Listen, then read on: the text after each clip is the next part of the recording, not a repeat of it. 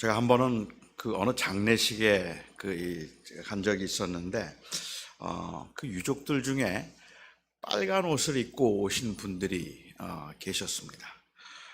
장례식인데도 분위기가 상당히 축제 분위기였었고, 그리고 사람들의 웃음도 굉장히 자연스럽고 얼굴들도 밝았습니다. 그리고 마침내 예배가 시작되었는데 이 찬송가의 템포도 빠른 찬송가들을 부르고, 그리고 설교 메시지도 아주 소망에 가득 찬 긍정의 메시지에 교인들은 기쁜 마음으로, 거기 참석한 사람들은 기쁜 마음으로 아멘으로 화답을 했습니다. 돌아가신 분의 연세가 아주 높아서일 수도 있겠고, 아니면 소위 말하는 호상이라서 그럴 수도 있겠다 하는 생각이 좀 들기는 했는데, 그럼에도 불구하고 장례식 분위기가 너무 밝다는 것이 저에게는 그렇게 익숙하지는 않았습니다. 여러분들은 어떠십니까? 논리적으로 생각을 해보자면 그런 분위기가 오히려 우리의 신앙 고백과는 더 일치한다는 생각이 들지 않으십니까? 천국에 대한 소망이 우리에게 확실하다면, 그리고 우리가 그리고 또한 하늘나라가 분명히 있다고 믿고 있어서 그 나라를 소망하며 살았다면, 죽음은 슬픔의 사건이 아니라 기쁨의 사건입니다. 물론 그 헤어짐, 그리고 그 못다한 것들에 대한 아쉬움이 남아 있기는 하지만 그것은 그 누리게 될 천국의 영광과는 비교도 되지 않습니다. 그러니까 이 사실은 우리가 죽음 앞에서, 죽음은 믿는 사람들에겐 기쁨의 시간이고 슬픔의 시간일 수가 없어요. 어느 분이 유언을 남겼답니다. 그가 이 유언을 남긴 말이, 내가 죽었을 때 절대로 울지 말고, 그리고 이 관에 나를 넣을 때 그 손에 포크를 쥐어서 넣어달라고 그렇게 말을 했어요. 그리고 그 손을 모든 사람이 볼 수 있도록 하라고 했습니다. 그래서 물었어요. 궁금해서 왜 그러느냐 그렇게 물었더니 그가 대답하기를, 사람들이 마치 식사를 다 마치고 난 다음에 아주 맛있는 후식을 기다리는 것처럼, 내가 이 땅에서 내 인생을 다 끝나고 난 다음에 이게 끝난 게 아니라 더 좋은 인생이 남아있다는 것을 사람들에게 보여주기 위해서 내 손에 포크를 쥐어주고 그 손을 밖으로 내놓아서 사람들이 보게 하도록 하라고 이야기를 했습니다. 우리는 신자의 죽음을 절망으로 생각하지 않고 오히려 죽은 후에 우리의 영혼이 천국에 들어가서 안식을 누리게 되고, 우리의 육체는 주님의 재림을 기다렸다가 다시 부활하게 될 것이라는 것을 믿는 믿음으로 이 세상을 살아가고 있습니다. 그럼에도 불구하고 우리가 비록 일시적이라고 하더라도 죽음 앞에서 분노와 절망을 느끼게 되는 것, 그건 어떻게 이해를 해야 할까요? 그런 믿음을 가지고 살아갔음에도 불구하고 자식을 먼저 보낸 부모가 장례식장에서 통곡을 하다가 기절을 하고, 그리고 사랑하는 아내를 먼저 보낸 목사가 담대하게 죽음을 맞이하기보다는 오히려 미안함과 그리고 또한 그 그리움에 아무것도 할 수 없이 허공만 바라보고 있는 그 모습을 우리는 어떻게 이해를 해야 할까요? 정말로 머리로는 알겠는데, 우리가 논리적으로는 어떤 모양을 우리가 갖춰야 하는가 하는 것을 알겠는데, 그런데 복받쳐 오르는 그 슬픔과 또한 그 그리움을 주체할 수가 없어서 아무것도 할 수가 없다면 그건 도대체 어떻게 이해를 해야 할까요? 4명의 딸을 한 날 다 보내고 죽음을 맞이한 후에 내 평생에 가는 길 내가 순탄하든지 아니면 힘들든지 험하든지 내 영혼은 편안하다, 내 영혼 평안해, 내 영혼 평안해 라는 그 찬송을 불렀던 스패폴드, 찬송을 만들었던 스패폴드처럼 이렇게 그런 평안한 마음이 나에게 없다면, 물론 제가 생각할 때는 스패폴드조차도 그러한 그 평안함을 한참의 시간이 지나고 나서야 가졌을 것 같아요. 그 4명의 딸들을 동시에 다 잃어버리고 난 다음에 그냥 내 영혼 평안해라는 찬송을 부를 수는 없었을 거라고 생각을 하는데, 그와 같이 이렇게 힘들어하고 아니면은 그 스패폴드처럼 내 영혼이 평안하다고 생각하기보다는 오히려 좌절과 슬픔과 그리고 그리움에 아무것도 하지 못하는 그 모습, 이건 믿음이 없기 때문에 그런 걸까요? 정말로 부활에 대한 소망이 있다면 우리가 그 슬픔과 아쉬움 정도는 다스릴 수 있어야 하는데, 그렇게 하지 못함이 우리의 신앙의 인격이 성숙하지 못하거나 아니면 우리의 믿음이 아직 부족해서 그런 것이라고 말한다면 아마도 여기 계신 대부분의 여러분들은 인정하실 겁니다. 정말로 우리는 믿음이 부족해요. 왜냐하면 머리로는 알겠는데 그런데 손이 안 움직여요.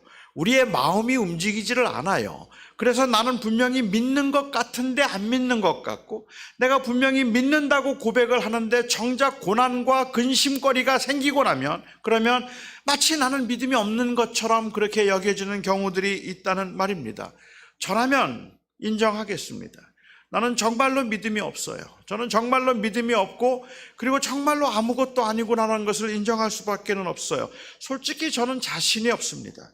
만일 하나님, 제가 저의 사랑하는 자식들을 먼저 보낸다면 저는 제가 사는 날 동안에 마치 마음 한구석에 뭐가 얹힌 것처럼 불편할 것 같은데, 이거는 기도를 해도 승화시킬 수가 없고 아무리 애를 써도 극복할 수 있겠다는 자신이 없습니다.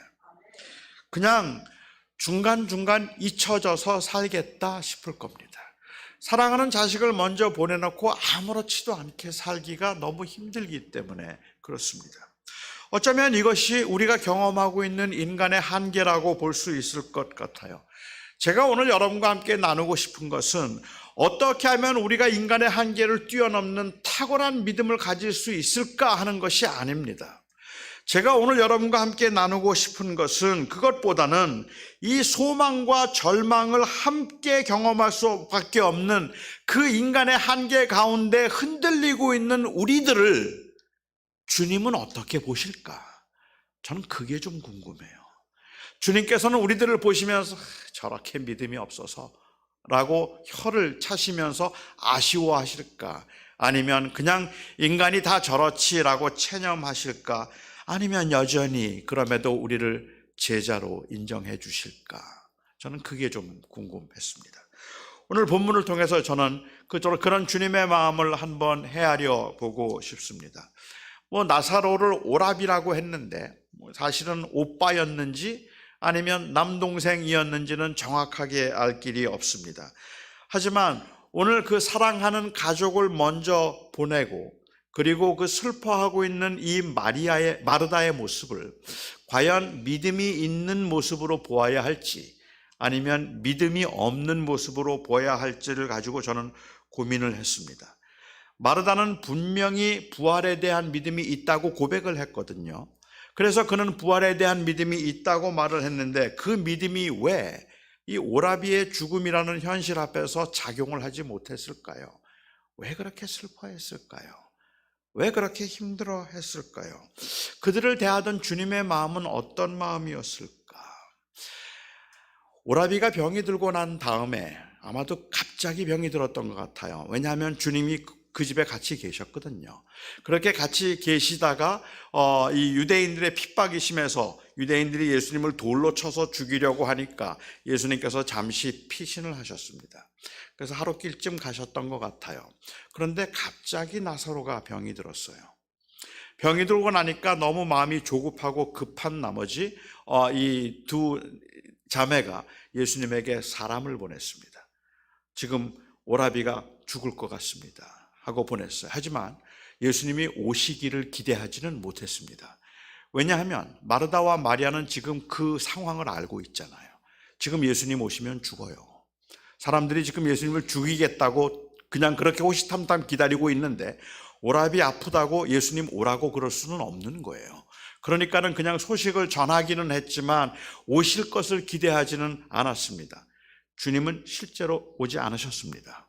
그 이야기를 듣고는 주님께서 말씀하시기를 나사로가 잠들었다 라고 이야기를 하시고 그리고 가시 않으셨어요. 이틀을 더 계셨습니다. 그러니까 하루 걸리고 이틀 더 기다리셨다가 하루를 걸려서 다시 오셨으니까 나흘 만에 오신 셈입니다. 예수님께서 나흘 만에 돌아오셨을 때 주님이 다시 오실 것이라고 기대하지는 않았음에도 불구하고 그래서 주님을 원망하고 싶은 마음은 없었지만 섭섭했을 겁니다. 아쉬웠을 겁니다.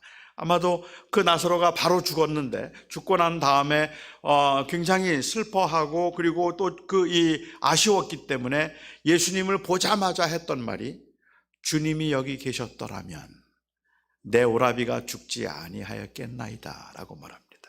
주님이 여기 계셨더라면 내 오라비가 죽지 주님이 떠나셔야 했음을 알고 있음에도 불구하고 여기 계셨더라면 내 오라비가 죽지 아니하였겠나이다 라고 말하고 있는데, 사실은요, 우리가 무엇을 가정할 때 미래에 일어날 일에 대한 가정은 그나마 막연한 가능성이라도 되는데, 과거에 일어났던 일들에 대한 가정은 이건 절망을 말할 뿐입니다. 내가 100살까지 건강하게 살 수 있다면, 내가 부자가 된다면, 이 말은 어느 정도, 아주 막연하기는 하지만은 그래도 미래의 일에 대한 이야기잖아요. 그런데 우리가 하는 말이 그때 내 아들이 죽지 않았더라면, 그때 내가 망하지 않았더라면 하는 이러한 가정들은 사실은 절망을 의미할 뿐이에요. 이게 일어난 일이고 아무것도 할 수 있는 게 아니기 때문에 내 오라비가 주님이 여기 계셨더라면 내 오라비가 죽지 아니하였겠나이다 하는 이 말은 사실은 절망을 말하고 있다고 볼 수 있겠습니다. 그런데 저는 그 다음 말이 참 애매했어요. 그 다음 말이 애매했던 것이 주님이 여기에 계셨더라면 내 오라비가 죽지 아니하였. 그러면 나는 이 주님이 계셨더라면 좋았을 텐데 오라비는 이미 죽었고, 그렇지만 이제라도 주님께서 하나님께 구하면 하나님이 주실 것이라고 믿습니다라고 말을 했는데, 그러면 도대체 마르다가 구하고 기대하고 있던 건 뭐였겠습니까? 다시 살려주는 거? 예수님께서 다시 살려주실 줄 나는 믿습니다라는 그 말이라고 볼까요? 주님께서 거기에 오신 이유가 나사로를 다시 살리실 것이었음을 마르다가 알고 있었던 것이었을까요? 만약에 그게 정말로 그런 의미에서 주님이 내 오라비를 살려주실 줄 내가 믿습니다 라고 그런 의미에서 말했다면 저는 굉장히 좋은 믿음을 가졌다고 생각하기보다는 조금 이기적이라는 생각을 할 것 같아요. 어제도 제가 잠깐 도르가에 관한 이야기에서 말씀을 드렸지만, 나사로는 지금 천국 갔어요. 나흘 됐어요. 그런데 그 나사로가 다시 살아난다는 것이 나사로에게 무슨 유익이 되겠습니까? 거기가 천국이 훨씬 더 좋은 곳인데, 그런데 왜 나사로가 다시 살아나기를 기대할까요? 그건 너무 이기적이 아닌가요? 본인에게는, 이 누이에게는, 오누이들에게는, 어쩌면 이 자매들에게는 위로가 될 수 있을지 모르지만 사실은 나사로에게는 좋을 게 하나도 없습니다. 천국이 정말로 있다면 말입니다. 오히려 나사로가 천국에 들어갔음을 기억하고 기뻐했어야 하는 겁니다. 하나님께서 나사로를 살리신 것도 나사로가 불쌍해서가 아닙니다. 나사로가 불쌍해서 살리신 것이 아니라 그 슬피 울고 있는, 아마도 그 자매에 대한 불쌍히 여기는 마음 때문에 살리셨다고 혹 볼 수도 있을 것 같은데, 저는 그렇게도 안 보여요. 그들을 위로하기 위해서 살리신 것도 아니었습니다. 나사로가 죽었다가 살아나는 이 사건은 단순히 나사로는 죽는 것보단 사는 게 더 좋기 때문이거나, 아니면 하나님께서 살리신 것이 그 슬퍼하고 있는 두 누이를 위로하기 위해서 그런 것이 아니라 하나님이 하나님의 일을 하기 위해서 그랬다는 말입니다. 나사로가 살아나는 사건이 얼마나 엄청난 사건이었는지 아십니까? 그곳에 나사로가 죽었다는 이야기를 듣고 많은 유대인들이 조문을 왔어요. 그런데 그곳에서 주님께서 나사로를 살리셨어요. 이 주님이 죽었던 나사로를 살리신 바로 이 사건 때문에 예수님은 예루살렘에서 돌아가십니다. 사람들의 반대가 심해지고 그리고 유대 지도자들은 죽었던 사람을 살리셨다는 예수님 때문에 사람들이 열광하기 시작하는 거예요. 저분이 바로 우리의 왕이다. 죽은 자를 살리신 저 능력의 그 이분이 바로 우리의 왕이다 하고 그를 왕으로 세우려 하니까 너무 놀랬던 유대 지도자들은 이제 예수를 죽여야 되겠다는 결정을 내리게 되죠. 그리고 예수님을 죽이게 되는 겁니다. 십자가에 못 박혀 죽이기로 결정하고 예수님을 죽였는데 예수님께서 사흘 만에 다시 부활하심, 이 부활하실 것을 예고하는 사건으로 그렇지만 다시 살아날 것을 예고하는 사건으로 나사로의 사건이 준비되었다는 말입니다. 그러니까는 이 나사로의 사건은 그냥 단순히 죽었던 한 사람을 불쌍히 여기서 살려주신 것을 의미하는 것도 아니고, 그런 의미였다고 한다면 주님께서 그 이후에도 죽은 사람들을 많이 살리셨어야 되잖아요. 그런데 그런 일 없었거든요. 이게 마지막 기적이에요. 그리고 예수님께서는 십자가에서 돌아가십니다. 그리고 사흘 만에 부활하시죠. 그 부활을 예고하는 듯한 그러한 사건이기 때문에 이건 굉장히 엄청난 사건인 거고, 예수님께서는 그런 의미에서 나사로를 지금 살리고 계시는 것입니다. 제가 이해하기에 주님께서 이제라도 하나님께 구하시면 하나님이 주실 줄 믿습니다라고 말한 건, 지금이라도 주님은 우리 오빠를 살려주실 수 있음을 믿습니다, 그 말이 아니라, 오히려 그것보다는 원상태로 돌려달라는 이야기를 하고 있는 것이 아니라, 이 슬픔, 그리고 이 감당할 수 없는, 주체할 수 없는 이 아픔과 슬픔을 하나님이 위로해 주실 줄 믿습니다. 내 마음에 평안함을 주시고 내 마음을 위로해 주실 줄 믿습니다라는, 어쩌면 그걸 기대했는지도 모르겠습니다. 믿음을 가지고 우리가 이 세상을 살아가면서 고난을 당하면 믿음의 사람들은 마음이 편안해지고 그리고 담대해지기를 원하는데 이게 잘 안 돼요. 그렇기 때문에 하나님께서 나에게 특별한 은혜 가운데 제 마음속에 담대함과 하나님의 위로를 주시기를 바랍니다. 그런 걸 기대했는지도 모르겠습니다. 예수님께서 나사로를 살리실 생각으로 무덤에 가셔서 저 돌을 옮겨 놓으라 라고 말씀하셨습니다. 그러자 마르다가 대답합니다. 주님, 나흘 됐습니다. 냄새가 납니다. 이미 썩었습니다. 그 뜻이에요. 그러니까 마르다는 주님이 살리실 걸 기대하지는 않았어요. 그래서 이미 벌써 나흘 되었습니다 라고 이야기를 하죠. 죽은 오라비를 다시 살리시라고는 상상도 못했다는 이야기라고 볼 수 있을 겁니다.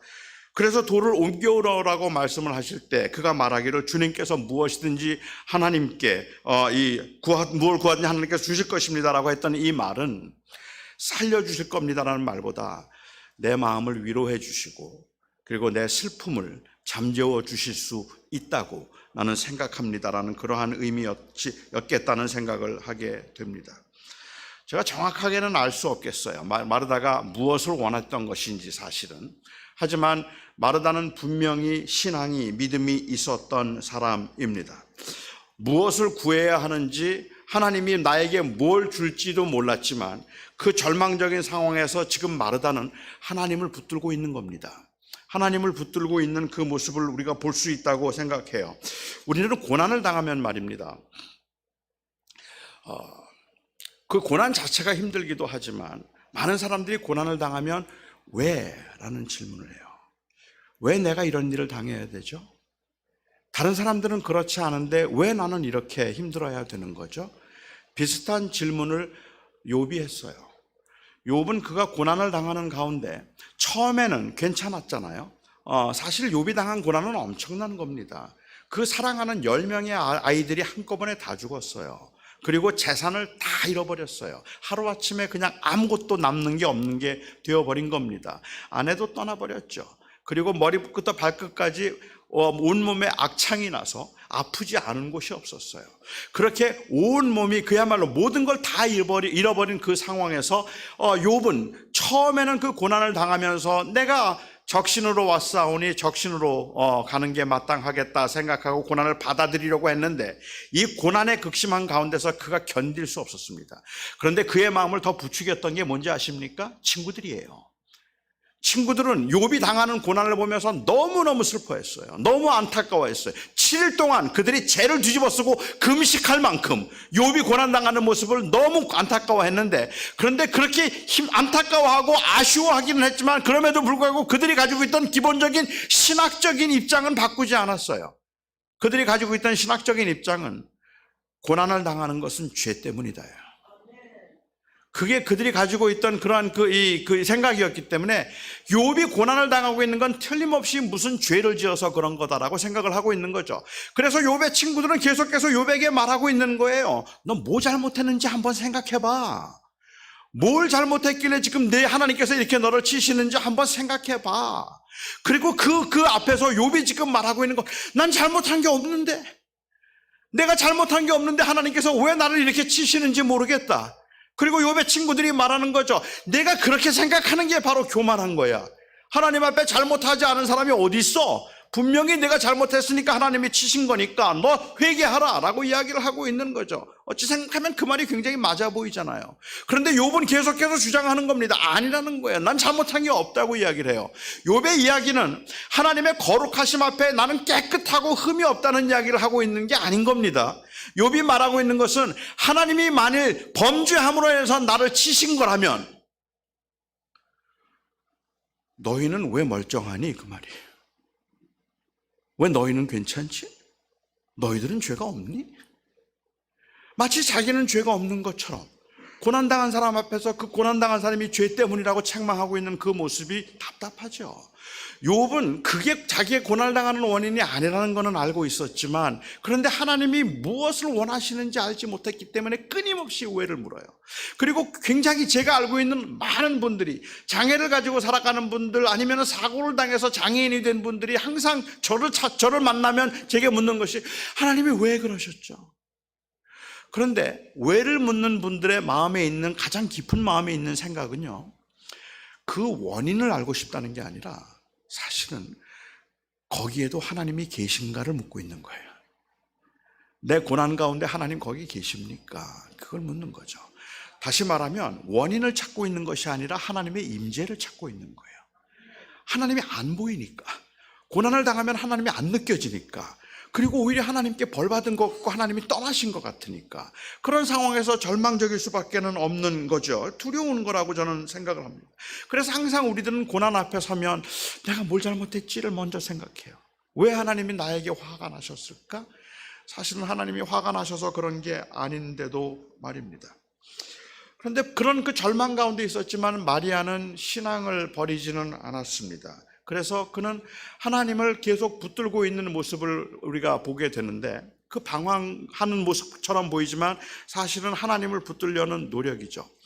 제가 생각할 때요, 사람들은 좋은 믿음 그러면 어떤 믿음을 좋은 믿음이라고 생각하느냐 하면 흔들리지 않는 믿음이 좋은 믿음이라고 생각해요. 고난이 와도 흔들리지 않고, 어려움이 와도 흔들리지 않고, 내가 가정이 힘든 일이 생기고 경제적으로 어려운 일이 있어도 그래도 마음이 항상 편안하고 항상 마음이 담대한 것, 그게 믿음이 좋은 상태라고 생각해요. 그러니까는 그 믿음이 좋은 상태에서는 웬만해서는 흔들리지 않을 만큼 아주 굳건한 상태에 서 있는 모습을 생각하는 거거든요. 근데 저는 이게 굉장히 위험한 생각이라고 사실은 저는 생각합니다. 그러니까는 믿음이 좋은 사람은 이렇게 기도하는 거예요. 제가 이렇게 기도하는 거죠. 하나님, 저는 하나님 한 분이면 됩니다. 저 아무 문제 없습니다. 이 재정적으로 어려움이 있어도, 아니면은 내가 몸이 아파서 매일매일 내가 힘들어도 하나님 제 걱정하지 마세요. 전 주님 한 분이면 돼요. 너무 마음이 좋고 너무 감사하고 너무 항상 저는 너무 다 좋아요. 제 걱정 안 하셔도 저 절대 흔들리지 않습니다. 바람 불어도 괜찮고, 그리고 환난이 와도 저는 괜찮아요. 저는 괜찮은데 주님, 저 이성호 목사님 좀 도와주세요. 얼굴을 보니까 완전히 왜 저렇게 사갔죠? 뭐가 저렇게 근심이 많을까요? 뭐가 저렇게 걱정이 많죠? 하나님 도와주셔서 저 불쌍하고 믿음 없는 저 목사님을 하나님께서 좀 강건하게 세워주시고 좀 힘있게 좀 세워주시고 능력 있게 해주세요. 저요? 제 걱정하지 마세요. 저는 문제 없습니다. 저는 안 흔들려요. 이게 좋은 믿음이라고 생각해요. 저는 그게 좋은 믿음이라고 제가 생각했었어요. 그래서 저는 믿음 생활을 시작하면서 제가 하나님 앞에 드렸던 그 기도가, 거의 모든 기도가 하나님 절 좀 강하게 해 주십시오 하는 그 기도였습니다. 어제 저녁에도 제가 말씀드렸던 것처럼 제가 장애를 가지고 긴 세월을 그렇게 고난이라고 생각되는 삶을 살았기 때문에 제가 제 다리를 고쳐달라고 4년 동안 기도를 했는데 4년 동안 다리를 고쳐달라고 기도했던 그 기도는 결국은 저를 좀 강하게 해달라는 기도였어요. 저를 좀 강하게 해주세요. 목회를 하면서도 저는 그런 기도를 많이 했습니다. 하나님 저에게 설교의 능력을 주세요. 하나님 저에게 담대함을 허락해 주세요. 하나님 저에게 지도력을 허락하셔서 이 교회를 끌어가기에 부족함이 없게 해주세요. 하나님 저에게 이것도 주시고 저것도 주셔서 제가 이걸 잘 감당할 수 있게 해주세요. 절 좀 강하게 해주세요. 그래야 제가 이 험한 세상을 살아갈 수 있습니다. 여러분들의 기도도 결국은 날 좀 강하게 해달라는 기도겠죠. 하나님 저 돈 좀 주세요. 하나님 저 건강 좀 주세요.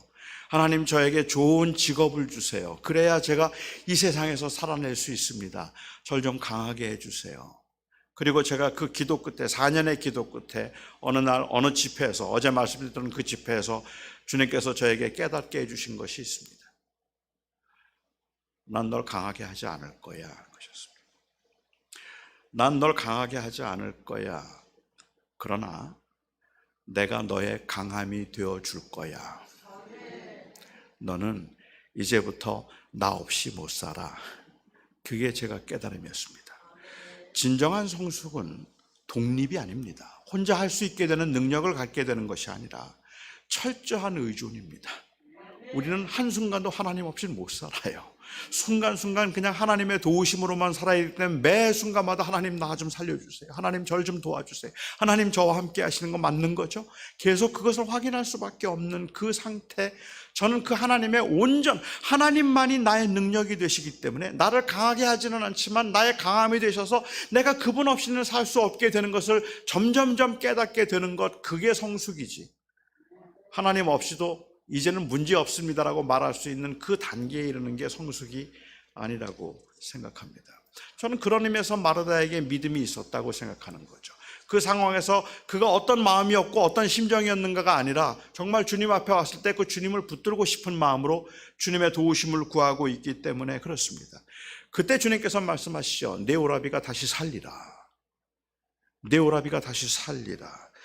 이 상황에서 여러분이 이 말씀을 듣는다면 어떠셨을까요? 저 같은 목사나 아니면은 이 신자들이 할 수 있는 말이라면 때로는 이게 좀 무기력한 그냥 위로의 인사 정도로 들릴 수 있지 않을까라고 생각을 합니다. 내 오라비가 다시 살리라는 이 말이 현실적으로는 가능하지 않은 일인데 그것을 그렇게 위로의 말로 하는 경우들이 있으니까요. 제가 목회를 하면서 참 내가 하는 말이긴 하지만 좀 무기력해 보일 때가 언제냐면 고난 중에 있는 분들을 찾아가서 제가 그분들을 위로하면서 하나님이 함께 하십니다. 너무 걱정하지 마세요. 하는 말을 할 때입니다.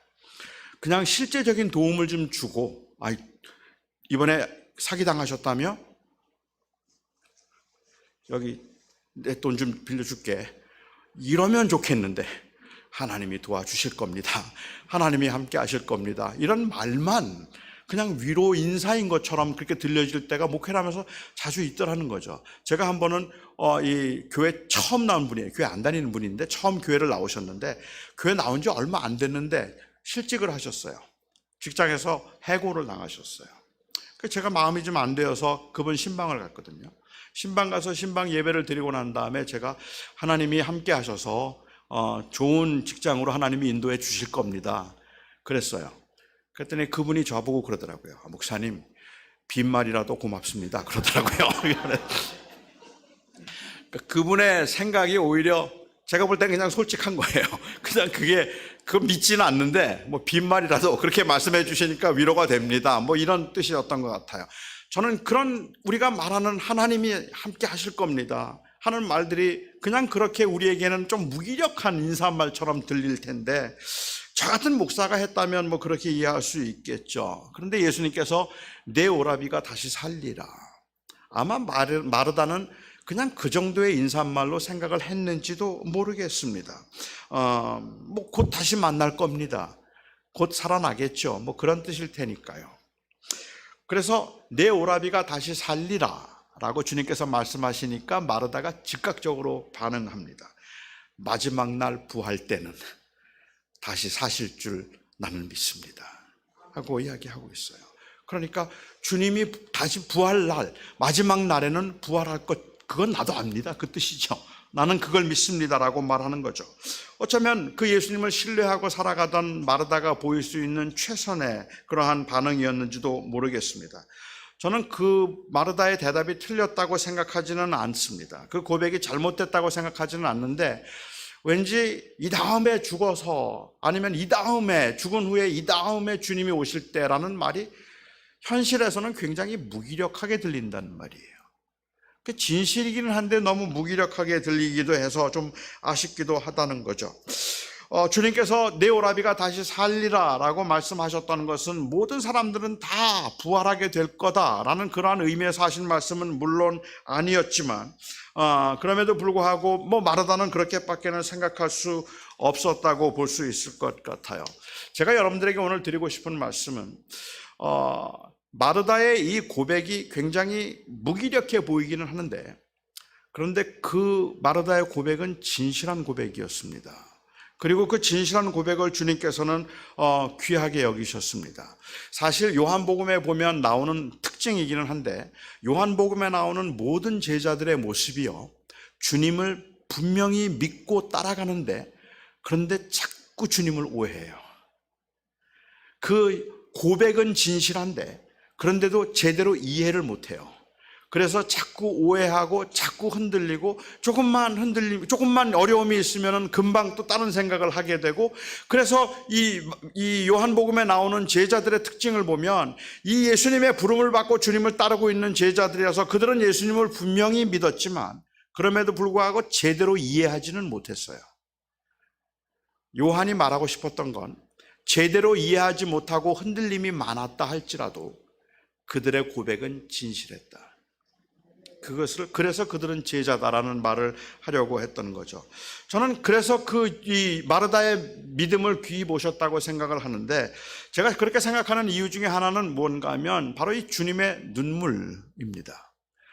예수님께서는 일부러 나흘 만에 오셨어요. 왜냐하면 유대인들의 생각은 나흘째가 되면 그 사람이 죽고 난 다음에 나흘째 되는 날 영혼이 떠난다고 생각했거든요. 그러니까 나흘이 지나면 이제 소망이 없는 거예요. 그런데 나흘 지나서 주님이 오신 거란 말입니다. 나흘이 지난 후에 주님께서 오셔서 아무 소망이 없다고 생각할 때 주님이 일부러 오셨는데, 그 오신 이유는 살리기 위해서였고, 그리고 마르다가 이 안타까워 슬퍼할 때 내 오라비가 살리라고 말씀하실 때 그 말의 의도는 예수님은 지금 살리려고 하시는 거란 말입니다. 그런데 마르다가, 마리아가 울어요. 자꾸 울어요. 그 우는 모습을 보고 예수님께서 같이 우세요. 왜 우시죠? 아니, 어떻게 우실 수가 있죠? 나사로가 죽기를 기다려서 나흘 후에 오신 주님, 다시 살리실 구체적인 계획을 가지고 찾아오신 주님, 그래서 금방 돌을 옮겨 놓으라고 말씀하시고 그를 살리실 주님이 마르다가 웃다고 같이 우세요. 어떻게 울 수 있어요? 이거 연기인가요? 그냥 그 눈물은 연기의 눈물? 네. 정말로 그를 사랑하기 때문에 우셨다면, 그건 연기가 아니라면, 저는 주님께서 다시 살리실 계획을 가지고 있었다 할지라도 슬피 울고 있는 그 마르다의 심정을 주님께서는 같이 공감하고 계시는 거란 말입니다. 그것을 같이 느끼고 계시는 거란 말입니다. 주님께서 그 계획을 가지고 계셨기 때문에, 야, 너 울지 마. 금방 살 건데 왜 울어? 울지 마. 그가 내가 지금 울 일이 아니야. 내가 살려줄게. 오히려 막 마르다가 울고 있는데 주님께서 피식피식 웃었을 것 같아요. 쟤 왜 우냐? 금방 살 건데. 그런데 아니에요. 주님이 같이 우셨어요. 그게 주님의 마음이에요. 우리가 그 절망 가운데, 그리고 사랑하는 가족을 잃어버리고 상심한 가운데 우리가 눈물을 흘리고 있다면, 너 부활 믿는데 그걸 왜 울고 있어? 라고 말씀하시는 게 아니라 옆에서 같이 울어주시는 분이 주님이시란 말이에요. 살리실 건데도 그런데도 그게 너무 불쌍해서, 너무 안 돼서, 그리고 그 인간의 그 연약함이 너무 주님께서는 불쌍해서 바로 그것이 주님께서 십자가의 길을 가시고 우리를 위해서 부활의 길을 가심으로, 부활을 하심으로 우리를 살리신 이유였던 거죠. 인간의 어쩔 수 없는 연약함과 한계를 우리는 알고 있지만 그 가운데도 하나님은 우리를 지키시고 우리를 보호하시는 분입니다. 19세기 초에 덴마크의 철학자였던 키엘케고르라고 하는 사람이 있어요. 그 사람은 엄격한 기독교 가정에서 태어났고, 그리고 그 사람은 그 엄격한 기독교 가정에서 예수님의 죽으심과 부활에 관해서 많은 이야기를 들으면서 자랐습니다. 아버지에게 아주 교육을 철저하게 받았죠. 그런데 그가 보기에는 그 신앙인들의 모습이 위선된 걸로 보인 거예요. 그래서 한 번은 그가 이런 그 풍자의 글을 남긴 적이 있습니다. 그 당시 교인들을 풍자하면서 말하기를, 교회의 교인들은 집 거위와 같다. 이 거위들이 주일만 되면 뒤뚱뒤뚱 걸으면서 꾀꾀거리며 교회당으로 들어온다. 그리고는 그곳에 이 꾀꾀거리며 아멘을 있으면, 그러면 설교자가 일어나서 이제 우리는 날 수 있습니다. 이제 우리는 날 것입니다. 라고 그렇게 이 설교자가 외치면, 그러면 그 거위들은 꽥꽥 아멘 아멘 하고 그렇게 화답을 한다. 그리고는 다시 뒤뚱뒤뚱거리며 집으로 돌아간다. 그 모습이 키엘케고르가 보았던 기독교인들의 무기력한 모습이에요. 저는 그런 예화를 들으면 화가 났어요. 그래서 제가 목회를 하는 동안에 교인들에게 때로는 그렇게 막 외치기도 했어요. 여러분, 우리는 이 땅에 나가서 우리가 비상하고 날아가는 것을 보여줘야 합니다. 사람들은 우리를 조롱하면서 교회에 와서 우리는 부활을 믿습니다 라고 말하고, 그렇게 그 비행에 관한 그 이야기를 들으며 흥분하고 아멘 아멘 하고지만, 나아가서는 마치 그렇지 않은 것처럼 뒤뚱거리고 있는 그 모습을 보고 사람들이 지금 놀리고 있는 겁니다. 그러니까 우리는 이 세상에 나가서 하늘을 날아야 하는 겁니다. 그 설교를 제가 했고, 그리고 그렇게 교인들에게 제가 때로는 강력하게 말한 적도 있었어요. 그런데 시간이 지나면 지날수록 저는 이제 그런 설교 못해요. 그건 아마도 수십 년 동안 믿음 생활을 하면서도 여전히 이 뒤뚱거림을 해결하지 못하는 저의 무능 때문인 것 같아요. 저는 아직도 자신이 없어요.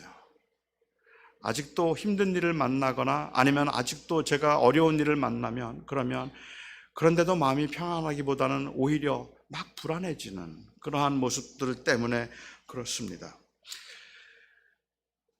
저는 이 땅에서 우리 그리스도인들이 어떻게 하면 우리가 가지고 있는 이 능력을 보여줄 수 있을까? 이것이 우리의 숙제가 아니라고 저는 생각했어요. 오히려 그것보다는 우리는 비록 무능해 보이지만 내 고백은 얼마나 진실한가를 보여줄 수 있는 것, 그것이 더 중요하다는 거죠. 마르다의 경우 예수님을 믿는 믿음은 진실했지만 그 약함 가운데서 흔들림은 여전히 남아 있었다는 말입니다. 그 여전히 남아있는 흔들림 가운데 자꾸 무기력해 보인다고 해서 그 고백이 진실하지 않다고 말한다면 그건 억울할 것 같아요. 저의 믿음 생활 가운데 저는 지금도 흔들림이 있습니다. 저는 지금도 유혹을 받으면 흔들립니다. 지금도 유혹을 받으면 흔들리고, 지금도 제가 삶이 지금보다 더 힘들어진다면 그러면 굉장히 이 마음이 불안해질 거라는 걸 저는 알고 있습니다. 그런 그 연약함 가운데도 저는 분명히 예수 그리스도만이 나의 소망이시라는 것을 저는 믿습니다. 그리고 그 믿음을 가지고 살고 싶은 거죠. 바로 그 연약함 가운데 마르다가 이제 주님이 네가 부활하리라고 그렇게 이야기를 할 때, 주님이 다시 오시면 마지막 날 부활할 것을 내가 믿습니다라고 이야기를 했잖아요. 그리고 마침내 그 말을 통해서, 주님의 대화를 통해서 이 마르다에게서 엄청난 고백이 나오게 합니다. 주는 그리스도시오, 살아계신 하나님의 아들이십니다. 어디서 많이 들어본 고백 아닌가요? 이거 베드로가 했던 고백입니다. 마태복음에 보면 베드로가 이 고백을 하고 그 위에 교회를 세우리라고 말씀하셨던 그 고백이죠. 그런데 요한복음에는 베드로가 이 고백을 하지 않아요. 요한복음에서는 절망 중에, 그리고 고통 중에 힘들어하고 있는 마르다가예요. 주는 그리스도시요 살아계신 하나님의 아들이심을 내가 믿습니다 라고 이야기하죠. 이 고백을 통해서 이것이 바로 우리 교회의 고백이라고 말하고 있는 겁니다. 성등교회 이 지역에서 얼마나 영향력을 끼치고 계시나요? 정말 모든 사람들이 이 교회에서 능력을 보고 있나요? 아니면 이 교회를 통해서 정말로 세상을 바꿀 만한, 변화시킬 만한 그러한 힘을 여러분들은 가지고 계신가요? 그렇지 않을걸요? 그래서 때로는 좌절하기도 하고 때로는 낙심하기도 하지만, 그렇지만 사실은 이 교회가 교회되게 만드는 것은 얼마나 힘이 있는가, 얼마나 세상을 바꾸고 있는가 하는 것이 아니라 그 고백에 얼마나 진실한가입니다. 주는 그리스도시요 살아계신 하나님의 아들이십니다라는 이 고백에 진실하여서 하나님이 내 삶을 지키고 계시다는 그 진실한 고백을 붙들고 이 세상에서 그 버겁지만 그렇게 살아내려는 모습이 우리에게는 중요한 모습이라고 말할 수 있을 것 같아요. 주님께서 저희들에게 말씀하실 때 너희는 무엇을 먹을까 무엇을 입을까 염려하지 말라라고 말씀하셨습니다. 너희는 먼저 그의 나라와 그의 의를 구하고 무엇을 먹을까 무엇을 마실까 염려하지 말라라고 말씀합니다. 그런데 여러분, 무엇을 먹을까 무엇을 입을까 염려하지 않고 살 수 있습니까? 주님께서 이렇게 말씀하시면 뭘 먹을까 입을까 염려하는 게 그냥 죄책감이 느껴지지 않으시나요? 주님이 말씀하신 의도가 무엇이었을까? 제가 목회를 할 때요, 목회를 하는 동안, 지금은 이제 그런 얘기를 듣지 않지만 제가 목회를 하는 동안은 주일날 아침마다 제가 들었던 말이 있어요. 거의 매주일 아침마다 제 아내에게 들었던 이야기. 입고 갈 옷이 없대요. 주일날 옷장에 들어가서 뭐 이 옷도 입어보고 저 옷도 입어보다는 갑자기 오늘 입고 갈 옷이 없다고. 그리고는 이제 저한테 어깃장을 놓아요. 그냥 벗고 갈까봐. 그렇게 말하는 제 아내에게 저는 여보, 주님이 뭐라 그러셨어? 무엇을 입을까 염려하지 말라고 그러셨지. 그냥 아무거나 입어. 그래도 괜찮아.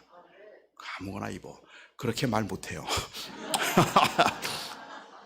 제가 그렇게 말하면 다음날 저는 그냥 그 멸치 고추장 찍어서 먹어야 돼요. 그리고 제가 그 메뉴, 그 식탁이 너무 부실해서 여보, 이게 메뉴, 이게 뭐야? 좀 고기 뭐 이런 거 없어? 그러면 제 아내가 저에게 말하겠죠. 주님이 뭐라 그러셨어? 무엇을 먹을까 염려하지 말라 그러셨잖아. 그냥 주는 대로 먹어. 그렇게 말할까 봐 무서워서 제 아내가 입고 갈 옷이 없다 그러면 저는 무조건 미안하다 그랬어요. 내가 미안해. 그냥 다음번에 하나 좋은 거 사자. 그렇게 얘기를 했는데 그건 뭐 제 아내를 위로하기 위해서보다는 제가 못 먹을까 봐 그렇게 얘기를 했죠.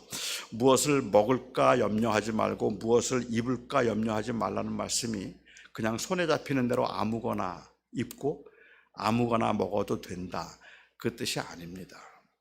무엇을 먹을까 염려하지 말라는 말씀을 더구나 우리가 살아가는 삶의 현장에서 먹을 것과 입을 것이 바로 우리의 생활을 의미하는 것이라면 우리는 우리의 생계를 걱정하지 않을 수가 없어요. 그렇게 생계를 걱정하지 않는 그 모습은 자칫 신앙의 모습처럼 보이지만 굉장히 태만한 모습입니다. 어떻게 아무것도 걱정하지 않고 살죠? 그 믿음이, 염려하지 말고 주님께 맡기라는 의미가 아무것도 걱정하지 말라는 의미라면 뭐 이렇게 해석하면 괜찮겠습니까? 제가 목회를 하는 동안에 어느 교인이 병원에 입원을 하셨어요. 장로님이 저에게 전화를 하십니다. 목사님, 지금 집사님이 병원에 입원하셨는데 조금 상태가 안 좋은 것 같습니다. 한번 신방 가보시는 게 좋겠습니다. 그리고 제가 그 장로님께 말씀을 드려요. 장로님, 뭐 그런 걸 다 걱정하십니까? 생명은 하나님의 손에 있는 건데 하나님이 살려주실 거면 살려주실 거고 하나님께서 데려가시려면 또 데려가시는 건데 그건 뭐 그렇게 장로님이 걱정하시고 그렇게 나보고 뭐 신방을 가라 말라 그렇게 말씀하세요. 하나님이 알아서 하십니다. 장로님이 저에게 말씀하시죠. 참 목사님은 믿음이 좋으셔서 좋겠습니다. 그럼 아무 걱정 마시고 그냥 교회에 계시고 교회 나오지 마세요. 그럼 제가 또 그 장로님에게 말합니다. 장로님, 내가 나가든 들어가든 그거 주님의 손에 있는 건데 뭐 장로님은 뭐 이래라 저래라 말씀하십니까? 그거 다 하나님이 하시는 겁니다. 다 주님께 맡기시면 돼요. 그러다가 저는 교회에서 쫓겨납니다. 하지만 전 아무 걱정 없어요. 주님이 나를 지키시는데 뭐가 걱정이에요? 주님께서 나를 지켜주시고 주님께서 나와 동행하셔서 함께 하실 거라는 생각에 아무 걱정이 저는 없어요. 그런데 이 믿음이 없는 제 아내가 여보 큰일 났어, 쌀떡에 쌀이 떨어지네, 자꾸만 뭐 은행에 돈이 떨어지는데 이거 어떻게 하면 좋지? 그리고 막 조바심을 내요. 제 아내에게 말하죠. 그렇게 믿음이 없을까? 하나님이 먹을 거 입을 거 안 주실까? 그냥 다 채워주실 테니까 아무 걱정하지 마. 제 아내는 믿음이 없기 때문에 어디 일자리를 찾아서 나가서 또 식당에 가서 일을 하겠죠. 그런 제 아내를 보면서 저는 참 저렇게 믿음이 없어. 먹을 건 마실 건 주님이 다 주신다는데 왜 저러는 거야? 자, 여러분 보시기에 제 믿음이 좋아 보이세요? 아니면 정말 게으르고 무책임한 자라고 생각이 드십니까? 무책임하죠. 그거는 좋은 믿음이 아니잖아요. 그럼 주님이 말씀하신 게 그 뜻일 수가 없잖아요. 그렇잖아요. 무엇을 먹을까 무엇을 마실까 염려하지 말라는 말씀이 아무 걱정하지 말고 살라는 그러한 말이거나 하나님께 다 맡긴다는 말의 의미가 그러니까 나는 아무것도 하지 않아도 된다는 말은 아니지 않습니까? 아닙니다, 여러분. 직장이 힘들면 그리고 이 생활이 어려우면 그러면 누구나 다 걱정이 되는 거예요. 왜 염려가 안 되겠습니까? 괜찮았는데 이 아프지 않았던 아내가 갑자기 아파서 막 힘들어하고 있는 모습을 보면 근심이 되는 거예요. 그리고 자식이 방황하고 있는 모습을 보면 잠을 못 자는 거예요. 그게 부모의 마음인 거지. 그냥 하나님께 다 맡긴다고 해서 아무 걱정 없이 그냥 항상 해우하고 웃을 수 있는 그 모습을 우리가 믿음이 좋은 모습이라고 부를 수는 없지 않느냐는 말입니다. 여기에 무엇을 먹을까 무엇을 마실까 무엇을 입을까 염려하지 말라고 말씀하고 계시는 것은 우리가 그런 염려의 행위를 하면 죄가 된다는 이야기를 하고 있는 게 아니라는 말입니다. 오히려 먹고 사는 문제에서조차도 하나님을 인정하고 살라는 이야기를 하고 있는 거죠. 이 모습이 당시 예수님이 보시기에는 위선된 모습으로 보였는데 당시 유대인들의 모습을 보면 너무 그들은 경건했어요. 그러니까는 경건해서 어떤 게 거룩하고 어떤 게 하나님을 섬기는 삶인가라고 생각을 하면 그들이 생각했던 모습들은 기도 열심히 하는 거예요. 그리고 열심히 구제하는 거예요. 열심히 금식했어요. 그러니까 그들은 금식하고 구제하고 그리고 또한 기도하는 그 경건의 모습들을 잘 보여주었는데 거기서는 하나님이 계신 것처럼 그렇게 했죠. 그러나 사실은 하나님이 이게 한 것이 아니라 사람에게 보이려고 했던 건데 사람에게 보이려고 했던 거죠. 하나님에 대한 의식이 아주 없었던 거예요. 주님께서 말씀하시잖아요. 너희는 구제할 때 사람에게 보이려고 하지 말고 나팔을 불지 말아라 라고 이야기를 하죠. 오히려 은밀하게 보시는 하나님 앞에서 너희가 구제하고 금식하라고 이야기를 해요. 그런데 사람들은 이걸 또 오해했어요. 사람에게 보이려고의 반대말이 뭐죠? 안 보이려고라고 생각을 하는 거예요. 그래서 사람에게 안 보이려고 하는 게 경건이라고 생각을 하죠. 구제를 하는데 아무도 몰래 해요. 아주 살짝 몰래. 그런데 어떤 집사님이 그걸 어디서 봤어. 그리고는 사람들에게 가서 안목의 집사님 내가 보니까 참 훌륭한 분이더라고. 그렇게 좋은 일을 많이 한다고 막 그렇게 또 칭찬을 해요.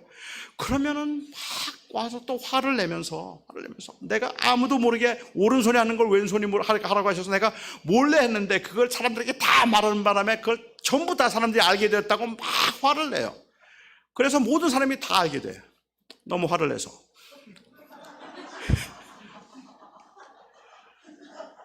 사람에게 안 보이기 위해서 골방에서 기도하라고 말할 때 그 골방에서 기도하라는 말이 사람에게 안 보이려고 하는 말이 아니라는 말이에요.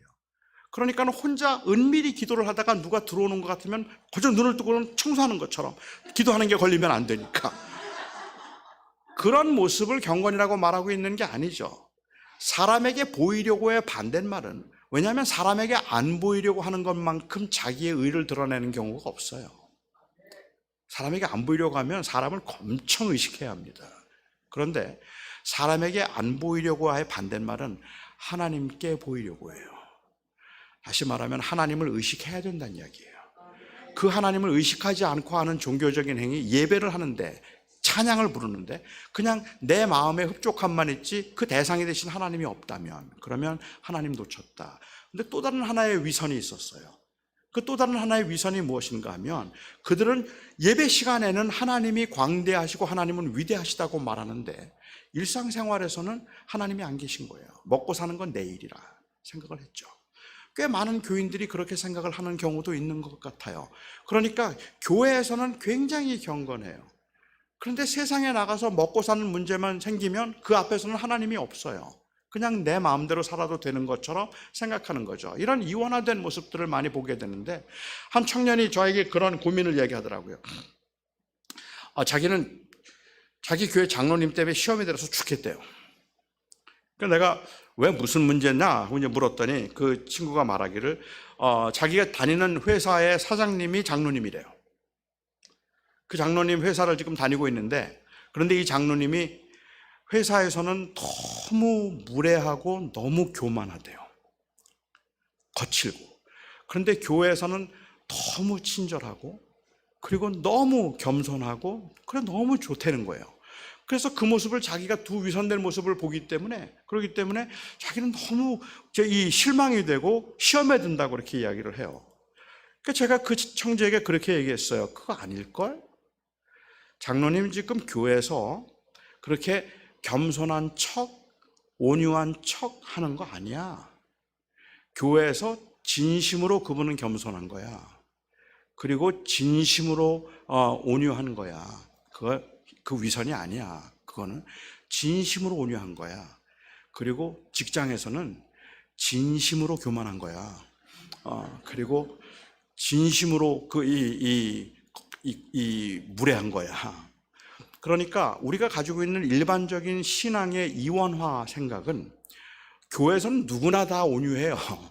누구나 다 겸손해요. 교회는 그래야 된다고 생각해요. 그렇지만 세상에서는 그렇게 하면 못 살아요. 세상에서는 그렇게 하면 사업 못 해요. 그러니까 세상에서는 세상 법을 따르고, 이 교회 와서는 교회 법을 따른다는 생각을 일반적으로 하고 있기 때문에 먹고 사는 문제는 그냥 내게 속한 것이고 예배는 하나님께 속한 것이라는 것이 당시 유대인들의 생각이었어요. 그런 유대인들의 생각을 주님께서 지금 깨뜨리고 계시는 거죠. 무엇을 먹을까, 무엇을 마실까 염려하지 말라는 건 염려라는 행위를 하면 안 된다는 이야기를 하고 있는 것이 아니라, 먹고 마시는 문제도 하나님의 손안에 있다. 그걸 놓치지 말라. 그래서 너희는 먼저 그의 나라를 구하라. 교회를 먼저 생각하라는 이야기가 아닙니다. 그의 나라를 구하라는 것은 하나님이 나를 다스리신다는 것을 인정하고, 그리고 하나님을 의식하고 살라 하는 이야기를 하고 있는 겁니다. 세상에 살면서는 우리는 염려 걱정을 하지 않을 수가 없습니다. 저는 이것을 이 존 버년이 썼던 철로 역정이라는 책에서 한번 좀 생각을 좀 해보고 싶은데, 철로 역정에 보면 거기에 그 순례자가요, 그 길을 가는데 여행 중에 굉장히 지쳐요. 너무 많이 지쳐서 힘들어하고 있을 때 어느 한 집 앞을 지나가는데 그 집의 정원이 너무 평화스러운 거예요. 그래서 저기에 가서 한번 쉬었다 가면 좋겠다 하는 생각을 했어요. 그런데 마침 그 집의 정원사가 그 사람을 보고는 들어오라 그래요. 들어와서 좀 쉬었다 가라고. 들어와서 쉬었다 가라 그래서 아주 감사한 마음으로 들어가려고 하다 깜짝 놀래요. 그 문 앞에 사자가 있는 거예요. 그 사자가 그 앞에 있어서 으르렁거리고 있는데 그 앞으로 들어갈 수가 없었어요. 그래서 막 불안해하고 조마조마해하고 막 힘들어하고 이제 못 들어가고 있는데, 그 정원사가 얘기하는 게 아무 걱정하지 말라고, 염려하지 말라고, 잘 보라고. 보니까는 사자가 묶여 있어요. 그래서 사자가 묶여 있기 때문에 그를 해칠 수가 없어요. 절대로 해칠 수 없으니까 안심하고 들어오라고. 그 말을 믿고 사자 앞을 가는데요, 못 가요. 묶여 있다는 거 아는데, 그런데 못 가요. 그래서 또 조금 갔다가는 또 뒤로 물러서죠. 그러면 그 안에서 말을 해요. 걱정하지 마세요. 염려하지 마세요. 괜찮아요. 두려워하지 마세요. 들어오세요. 그 말 믿고 또 가는데 또 못 가요. 그래서 조마조마하면서 그 말을 믿고 아주 조심스럽게 한 걸음 한 걸음 가다가 물러서면서 조심스럽게 가고 있는 그 모습을 신앙인의 모습이라고 존 버년은 보고 있는 거예요. 그런데 우리가 생각하고 있는 성숙한 신앙인, 아니면 무엇도 염려하지 않고 살아가는 신앙인의 모습을 마치 우리는 그런 마음의 상태를 의미한다고 생각하기 때문에, 사자가 묶여 있다는 것을 알았기 때문에, 처음 보는데도 사자가 묶여 있다는 것을 알았기 때문에 그 앞을 지나가면서 사자가 으르렁거리는데 물어봐 못 물지 그러면서 들어갈 수 있는 그 담대함, 이게 있어야 믿음이 좋은 거라고 생각한다는 말입니다. 아닙니다. 우리는 아무도 그럴 수가 없어요. 처음 경험하는 일 앞에서 사랑하는 가족을 보내고 우리가 안심할 수가 없어요. 우리가 사업이 안 되는데, 그런데 정말로 경제적으로 어려운데, 지금 사업이 망하게 생겼는데 우리가 아무 걱정 없이 하나님께 맡기고 그냥 기도만 하고 끝낼 수 없단 말입니다. 불안하고 두렵단 말입니다. 힘들단 말입니다. 못 견디겠단 말입니다. 그런데 하나님을 바라보고 하나님을 붙들고 싶은 거예요. 그래서 그 하나님을 붙들고 있는 모습, 이게 어쩌면 그 간질병을 앓고 있던 아들을 데리고 와서 주님 앞에 나와서 그 아들을 고쳐달라고 이야기를 했던 그 아버지의 마음. 주여, 내가 믿나이다. 나의 믿음 없음을 도와주소서. 그러니까 그가 믿는다는 거예요? 안 믿는다는 거예요? 내가 믿사오니 내가 믿음 없음을 도와주소서. 이게 우리의 마음의 상태예요. 마르다의 상태가 저는 그랬다고 생각해요. 그 슬픔, 부활의 소망이 있었지만 그럼에도 불구하고 그 일어서는 그 주어지는 상황에서 너무 힘들고 버거워서 못 견딜 수 있는. 그런데 우리는 분명히 예수 그리스도의 부활을 믿거든요. 그리고 우리가 부활할 것을 믿고 하나님이 우리를 지키시는 것을 믿거든요. 저나 여러분이나 모두가 다 그걸 믿고 있는데도 불구하고 세상에서 살아가면서 그 거친 풍파와 바람이 불면 너무 힘들어요. 그리고 무서워요. 주님은 바로 그래서 이 교회를 세우셨다고 생각합니다. 바로 이 교회를 통해서 서로를 붙들어주고 이 고백을 확인하는 거죠. 우리는 매 주일 여기에 올 때 승리자의 모습으로 오지 않습니다. 우리는 매 주일 상처받은 자의 모습으로 옵니다. 주님, 세상에서 저희는 또 실패했습니다. 또 넘어졌습니다. 또 흔들렸습니다. 지금도 불안합니다. 그리고 이곳에 와서 우리는 진실하게 오늘도 찬양을 하는 것처럼 하나님이 우리의 생명이시고 하나님이 우리의 능력이심을 우리는 고백합니다. 비록 세상에 나가서 또 흔들릴 것 같기 때문에 무기력해 보인다 할지라도 그럼에도 불구하고 이 고백은 진실합니다. 오늘 주님께서 저희들에게 묻고 있는 질문은 얼마나 능력이 있느냐를 묻고 계시는 것이 아니라 내 고백이 얼마나 진실한가를 묻고 계시는 겁니다. 그래서 오늘 저희들은 넘어지고 흔들리고 내가 주님을 사랑한다고 고백하는 것이 위선인 것 같고, 그리고 내가 주를 위해서 이제는 열심히 살겠다는 그 고백이 다 헛된 그러한 또 넘어질 걸 알면서도 그렇게 하는 고백들이 전부 다 가식된 것처럼 보이지만, 그럼에도 불구하고 오늘 이 밤에도 저희는 나는 주님을 사랑합니다라고 고백합니다. 이 밤에도 그럼에도 불구하고 우리가 할 수 있는 그 고백은 내가 주를 위해서 살겠습니다라고 고백하는 건 안 넘어지겠다는 말이 아니라 넘어지더라도 나를 버리지 않으시는 그 하나님이 나와 함께 하심을 내가 믿기 때문에 적어도 이 고백은 진실합니다 하는 그 고백이라고 저는 생각합니다. 주님께서 베드로를 찾아오셔서 말씀하시죠. 베드로가 주님을 3번이나 부인했잖아요. 그리고 주님을 떠났잖아요. 그런데 그를 찾아와서 말씀하십니다. 내가 나를 사랑하니? 베드로가 대답합니다. 내가 주를 사랑합니다. 세상에 이렇게 뻔뻔한 인간이 어디 있어요? 어떻게 사랑한다는 말을 자기가 해요? 저는 그 고백을 볼 때마다 이상해요. 이해가 안 돼요. 자, 여기에 이 불륜을 저질렀던 남자가 있다고 한번 가정해 보죠. 불륜을 저지른 남자가 있습니다. 아내가 이 남편에게 이야기를 해요. 여보, 당신 나 사랑해? 그런데 그 남편이 그럼 사랑하지. 그렇게 말할 수 있습니까? 그렇게 말하면 안 되죠. 당신 나 사랑해 그러면 뭐라 그래야 돼요? 미안해 그래야죠. 죽을 죄를 지었어. 내가 정말 미안해. 그게 맞잖아요. 어떻게 사랑한다고 하면 주님을 부인했고 사람들 앞에서 저주하듯이 주님을 부인했는데 너나 사랑하니 말하고 있는데 주님 나 주님 사랑해요 라고 어떻게 말해요? 용서를 구한 적도 없는데 잘못했다고 말해야지. 그런데 그가 사랑한다고 말하잖아요. 그 말의 의미는, 제가 이해하기에는 나 이만큼 주님을 사랑할 수 있습니다 라는 그 용기, 다른 사람 다 부인해도 나는 부인하지 않습니다 라는 그 옛날에 가졌던 나름대로 자기가 가지고 있던 그런 자만심, 이런 게 아니에요. 오히려 주님의 부활을 보면서 내가 나를 사랑하느냐는 말에 내가 주를 사랑합니다라고 고백할 수 있었던 것은, 그렇게 고백할 수 있었던 것은 주님이 나를 사랑하시는 줄 내가 이제 압니다 라는 고백입니다. 그래서 사랑한다는 말은 하나님의 사랑에 대한 반응이지 내 의지적인 어떤 행위를 고백하고 있는 건 아니거든요. 오늘 저와 여러분이 내가 주님을 사랑합니다라고 고백한다면 나는 이만큼 주님을 사랑할 만큼 이렇게 섰습니다, 그 뜻이 아닙니다. 나는 매일 흔들리고 매일 넘어지지만 내가 오늘 이 자리에 있게 만드는 것은 나의 의가 아니라 바로 그리스도의 순종이고 그 그리스도의 은혜이기에 주가 나를 사랑하는 줄을 내가 압니다. 그 고백이라고 생각합니다. 그래서 저는 여러분들에게 오늘 이 설교를 마감하면서 감히 말씀드리고 싶습니다. 여러분, 흔들려도 괜찮습니다. 아파도 괜찮고요. 그리고 자꾸만 불안해져도 괜찮습니다. 그 불안함과 두려움 가운데 우리는 오히려 더 주님을 붙들어야 하는 겁니다. 그 주님밖에는 소망이 없으니까. 기도하겠습니다. 이 시간에 저는 제가 잠깐 기도를 좀 인도하고 그리고 제가 내려가도록 하겠습니다. 우리 성동교회 사랑하는 성도 여러분, 아마 어쩌면 제가 여러분들을 많은 분들을 만나면서 제가 경험하고 또 공감하는 것처럼 여기 계신 분들도 참 사는 게 힘들었을 겁니다. 지금도 굉장한 그 긴 아픔을 가지고 살아가고 있고 풀리지 않는 그 마음의 상처를 품고 살아가는 분들이 많이 계실 텐데 그렇게 힘들어하고 불안해하고 속상해하고 괴로워하고 있는 그 모습